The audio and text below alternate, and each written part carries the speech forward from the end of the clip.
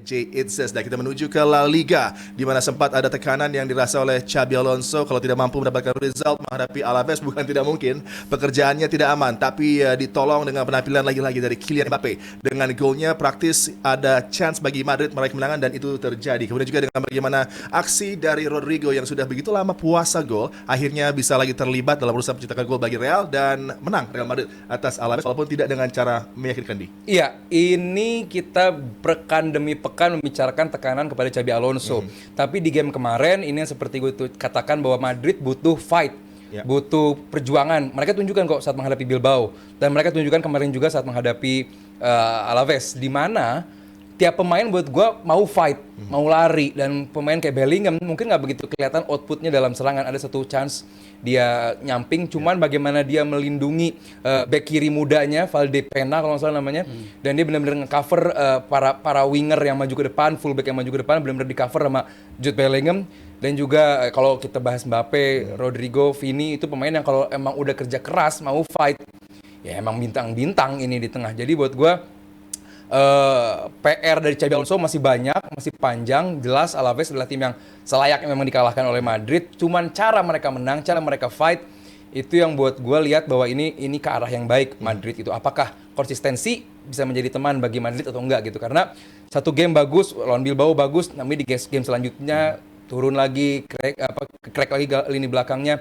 Nah, gue harap nih di game-game selanjutnya, di Jornada selanjutnya bisa bagus lagi. Kemarin Asensio, main keras tuh. Pepe sama Ramos kalau lihat pasti bangga banget tuh performa dari Asensio. Jadi buat gue semua positif soal Madrid saat menghadapi Alaves. Ya, sedangkan bagi Xabi Alonso untuk kembali mempercayai Rodrigo di lini serang dari Madrid langsung dibayar dengan impact yang signifikan dengan gol yang bisa dia cetak setelah 11 bulan tidak mampu menciptakan gol bagi Real di kompetisi domestik, menjadi satu penampil yang juga sebenarnya kunci untuk lini serang dari Madrid. Sabto. Iya, ya kan awalnya bingung naruh posisi Rodrigo di mana gitu kan, selalu menjadi masalah ketika awal si Jude datang, lalu ketika awal Mbappe datang juga bingung untuk menaruh posisi Rodrigo di mana. Dan ketika dikasih kepercayaan, memang Rodrigo berapa kali nggak bisa ngebuktiin itu, sehingga dia tidak lagi menjadi bagian dari starting 11-nya Xabi Alonso gitu. Tapi makin kesini dia mulai nunjukin kemampuannya. Lawan City ya, dia tampil oke, tampil cukup baik, dan itu yang menjadi hal penting bagi Xabi Alonso ketika dia bilang, kita mungkin melihat hal berbeda dari 3 laga terakhir, melawan Celta, lalu melawan City, dan juga akhirnya ketika melawan Alaves. Ketika melawan Celta, ya harus diakuin lah berantakan banget ya. Madrid dari sisi permainan mereka jelek banget, how they defend, how the transition untuk bisa menjadi gol selalu bisa diterobos oleh Celta.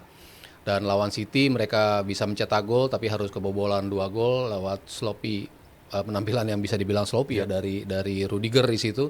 Tapi kali ini betul seperti yang Aldi bilang, dia ngelihat intensity dari para pemain. Ini yang penting. Cuman kan apakah gue bisa berharap para pemain menunjukkan ini week in week out? Nah, itu yang masih belum ditunjukkan oleh pemain Madrid. Paling nggak dalam berapa laga terakhir. Ujian kan yang disebut oleh fans Madrid adalah ketika lawan Alaves, lalu mereka ketemu juga tim, lupa gue divisi berapa di Copa del Rey, lalu terakhir lawan Sevilla. Mereka tampil dalam 3 laga berturut-turut, dan ini dianggap sebagai ujian bagi Xabi Alonso untuk bisa keluar dari tekanan apa enggak. Yang agak membuat miris adalah ketika fans Madrid mulai menyuarakan dia harus out gitu kan. Kita selalu bicara di beberapa pekan terakhir tidak puas dengan penampilan Xabi Alonso, tapi manajemen mengatakan bahwa dia sosok yang tepat untuk mimpin project dari Real Madrid di musim ini. Bahkan mantan presidennya ya di Leverkusen mengatakan bahwa gila lah, ini ada tim seperti ini ya, pelatih baru datang 6 bulan, penampilan juga nggak jelek-jelek banget, masih ada di title race gitu, tapi udah dianggap sebagai flop gitu. Kita di sini melihat seorang pelatih dan para pemain selalu berada dalam satu row ya. Kita mengayuh bersama-sama kapal ini mau dibawa kemana gitu. Tapi kok di Real Madrid kok dia ngelihat seolah-olah menjadi problem tersendiri nih si Xabi Alonso gitu. Makanya para pemain mencoba untuk ngebuktiin bahwa ya kita mau support lo untuk memimpin proyek ini. Ada pelukan dari Vini di akhir pertandingan, itu kan juga sebuah gesture yang dianggap penting juga bagi setelah klasiko di mana dia marah-marah di beberapa laga juga dia biasalah Vini being Vini gitu ya. Tapi kemarin dia nunjukin gesture yang positif dan ini memang yang harus diperlihatkan oleh Real Madrid. Ya, apakah Xabi Alonso the right man. Kalau melihat apa yang sudah ditawarkan dirinya gitu kan, dengan waktu yang masih sangat singkat, tapi pressure-nya begitu luar biasa. Madrid harus selalu tampil dengan gaya khas Madrid, dengan selalu meraih kemenangan yang mungkin dengan penuh kendali. Tapi kan tentunya para pesaingnya juga sudah banyak belajar gitu kan. Dan kalau lo lihat nih, dengan pressure yang terus ada di game to game bagi Xabi Alonso, apakah ini bagus untuk lingkungan di dalam locker room dari Real Madrid? Karena banyak sekali gangguan dari luar. Ya, as long Perez dan juga manajemen memberikan backup, memberikan keyakinan dan juga jaminan bahwa apapun yang lo lakukan, kita bakal dukung. Artinya bahwa saat ada kedekatan antara pelatih dan juga tim manajemen, pemain mau nggak mau harus nurut. Karena sekarang tujuannya adalah nggak mungkin Xabi Alonso ini pengen yang jelek buat Madrid dan membuat sesuatu yang buruk bagi Madrid. Pasti pengen yang terbaik. Pertanyaannya adalah apakah pemain bisa mengikuti apa yang dipengenin sama Xabi Alonso. Ingat, sepak bola Xabi Alonso ini bukan sepak bola kalau di game Chelsea sama Everton kemarin disebut pedestrian football, yang disebut malas pemain lari, ini bukan. Madridnya Xabi Alonso ini dituntut untuk lari, heat map lu merah banget kemana-mana, roaming kemana-mana, pergerakan pemain kemarin di atas kertas 4-4-2 loh, pergerakan, cuman di atas lapangan jadi 4-4-2 diamond. Bellingham bisa naik turun kemana-mana, dia cover back kiri juga. Ini yang dipengenin sama Xabi Alonso, pemain tuh lari, gerak, fight, intensitas tinggi, nah kayak begini. Nah, masalahnya sisi berkebalikan dari sepak bola seperti itu adalah pemain capek. Yeah. Nah, bagaimanakah cara Xabi Alonso membuat pemain tetap lapar, tetap lari, tetap intensitas tinggi, tapi nggak ada yang cedera atau jarang yang cedera dan juga bisa menang gitu. Karena pada akhirnya bagi fans Madrid, bagi Xabi Alonso, yang penting menang. Dan cara mereka bermain kemarin seperti yang ditunjukkan saat menghadapi Bilbao juga, ini yang gue pengen lihat dari Madrid. Intensitas tinggi, free flow dari para penyerang mereka, umpan dari Vini kepada Rodrigo bagus banget. Ya ini loh Madrid. Nah masalahnya kayak tadi Mas Ari bilang, gue setuju banget. Dan gue udah bilang sebelumnya, bisa nggak kayak begini terus? Sulit. Jadi pertanyaannya bukan lagi apakah Xabi Alonso orang yang tepat. Gue sih bilang tepat. Karena dia punya nama besar di Madrid, di Valdebebas dia seorang yang luar biasa juga. Pemain mau apa enggak gitu. Dan sekarang kayak tadi Mas Ari bilang, udah punya backup nih dari Perez, udah punya backup dari manajemen. Berarti mau nggak mau pemain harus ikut gitu. Bahwa either lu nggak ikut sepak bola gua, lu atau lu nggak main. Itu kekuatan yang harus dipegang sama Xabi Alonso. Ya, dan yang sering miss mungkin orang lupa juga ya, kalau deretan cedera Madrid kan luar biasa panjang ya.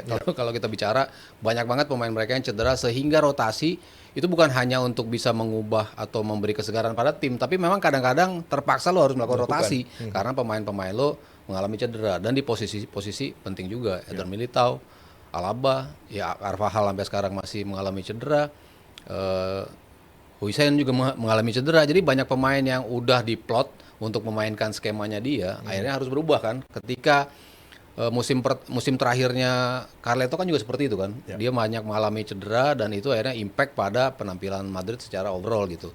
Mungkin bedanya ketika Carleto bisa manfaatin lini depan doang nih untuk bisa mencetak gol, lini belakangnya ya sudahlah seperti biasanya untuk bertahan. Tapi kalau di Xabi kan ada sistem, jadi pemain perlu adjustment lagi, ngikutin bisa apa enggak, baru bicara ngikutin bisa konsisten apa enggak, itu kan yang harus dicari oleh Real Madrid. Tapi ya paling enggak positifnya udah mulai kelihatan lah ya, walaupun kemarin sempet dia nggak menang, akhirnya bisa menang, tapi akhirnya di perform lagi, ada mini crisis lagi, sekarang mulai positif lagi, tinggal konsistensi sih yang dicari. Konsistensi juga dengan bagaimana approach sekarang Diamond menjadi hal yang menarik ya, karena Liverpool untuk bisa mengamankan kapal yang agak oleng juga pakai Diamond sekarang di midfieldnya. Real juga sama, walaupun Real di Ancelotti juga banyak sekali mendapatkan kesempatan menggunakan approach seperti ini. Dan bagi Victor Valdepeñas juga shout out dari kita karena penampilannya luar biasa di usia sangat muda, dibutuhkan energi yang begitu spesial dan dia tampil dengan cukup oke ya bagi Real Madrid. Dan berikutnya adalah Barcelona yang mampu meraih kemenangan 2-0 atas Osasuna dengan Hafinha yang lagi tampil sebagai bintang utama mereka, tapi juga mungkin ketika dia digantikan ada reaksi yang kurang positif. Tapi tentunya Barca kembali juga mendapatkan poin 3 yang sangat penting untuk bisa terus ada di posisi terbaik di La Liga. Aldi Bawazir. Iya, kalau buat gue secara performa mungkin Barcelona tidak sebaik biasanya, tidak se-eksplosif biasanya, cuman yang penting mereka menang, karena ini title race, mereka harus menang terus, dan ya apalagi di babak kedua mereka baru mulai membaik. Babak pertama sulit banget mereka untuk mengembangkan permainan, di babak kedua baru. Karena Osasuna juga ya bukan levelnya Barcelona juga gitu kan, tapi begitu babak kedua mereka lebih terengginas, lebih on point, dan ya Rafinha lagi-lagi menunjukkan kelasnya sih buat gue, bahwa ini pemain yang sangat penting, gak cuma sebagai leader tapi benar-benar menjadi pemain yang bisa menjadi ujung tombak juga. Jadi buat gue ya selama yang gue bilang Pedri dan juga Rafinha nggak cedera, Barcelona aman. Ya, dan dengan kemenangan juga clean sheet Sabtu ini juga menjadi satu hal yang sangat positif bagi Barcelona menghadapi Osasuna. Iya, walaupun memang nggak cukup teruji ya lawan Osasuna, mereka sitting very very deep, Deep ya. tapi mereka juga nggak manfaatin transisi juga, karena ya lini tengah Barcelona bisa nyaring serangan dengan cukup baik dan lini belakang juga koordinasinya cukup rapi juga ketika lo gimana memasang perangkap offside dan posisi lo nggak salah kemarin ketika lo mendapatkan sebuah transisi negatif itu yang bisa dibilang membuat Barcelona kemarin bisa mendapatkan clean sheet gitu. Tapi untuk bicara mencetak gol juga kemarin kesulitan juga gitu. Selain kiper juga yang posisinya bagus, banyak banget saves dari Rashford tendangan bebas, dari Rafinha juga ada tendangan bebas, ada dari Ferran Torres, dari Pedri, cuman banyak yang nggak klinikal. Dan Hansi Flick bilang bahwa kita nggak cukup klinis di babak pertama dengan cukup banyak peluang yang dilepaskan oleh para pemain, tapi nggak cukup klinikal untuk menjadi gol. Dan Rafinha, ini kan pemain yang selalu bisa memecah kebuntuan ya. Ketika lo dibutuhkan untuk mencetak gol, lo belum lama sembuh dari cedera dan akhirnya decision making lo kapan lo harus nembak, lihat posisi back nutupin kiper itu selalu bisa dia manfaatin untuk nembak-nembak bola yang kehalang oleh pemain belakang sendiri, itu yang akhirnya mencetak gol. Positioning lagi-lagi ketika ada bola cross ya dari sisi kiri dan dia bisa menempatkan posisinya dengan cukup baik untuk bisa menyambar bola, sehingga ya pemain yang dibutuhkan untuk mencetak gol. Ada rotasi yang coba dilakukan oleh Flick juga, tidak ada Lewandowski di situ, tapi pemain-pemain yang diharuskan step up, ya akhirnya bisa step up. Kali ini Rafinha melakukannya. Ya, sekarang ada jarak 4 angka antara Real dengan Barcelona, tapi tetap saja ini keadaan yang masih belum aman buat Barca.